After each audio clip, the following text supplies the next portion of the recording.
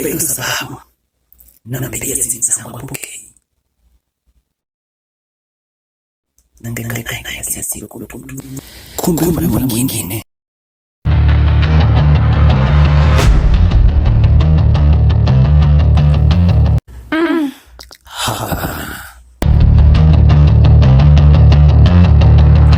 Lazima niambie ukweli. Lazima niambie ukweli.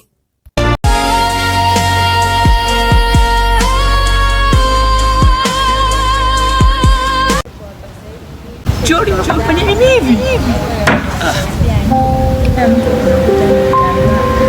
muda sasa kasije. Mwingine ikikasirika ndo mazima. Kasirika wewe. Kwa na Mungu kati sasa mnaanza kuongea.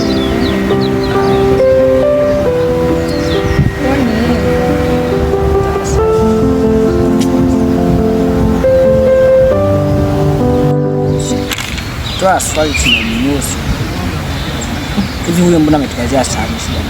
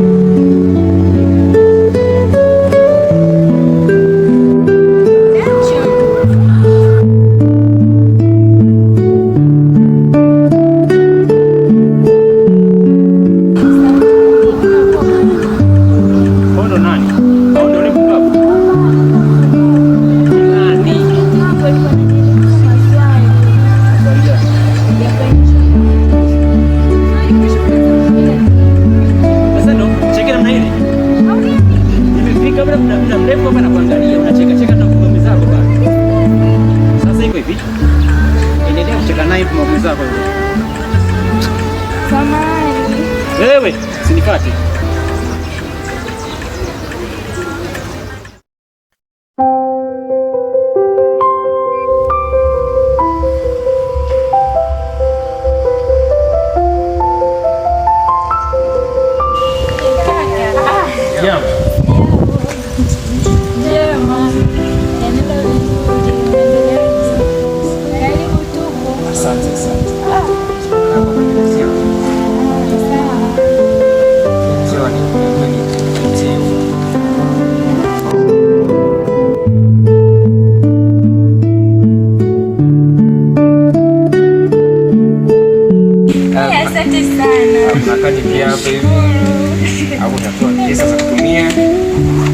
Tumia vizuri.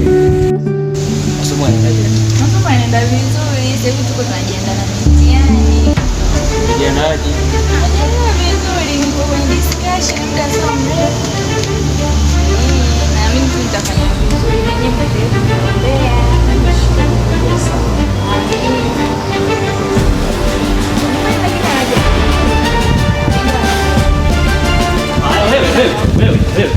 Wewe. Karibu na nafasi yako. Wewe kama nani? Kama nani? Dacho. Wewe kimya. Kimya. Wewe nani? Unataka karibu na mpenzi wangu. Alipo hiyo ruhusa ni nani? Kwa mimi kiburi umenikalia kimya sio? Lakini Dacho ni wewe.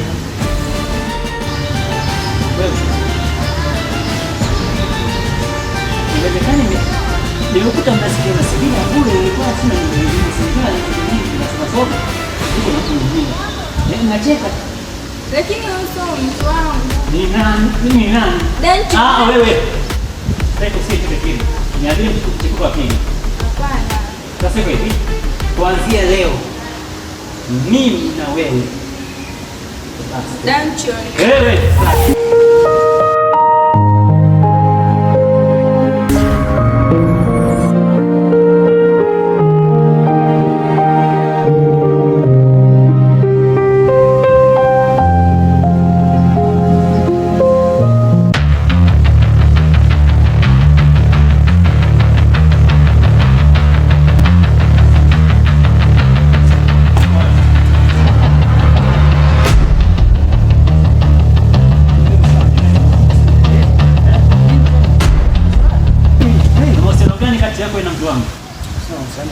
Kwani shida ni nini?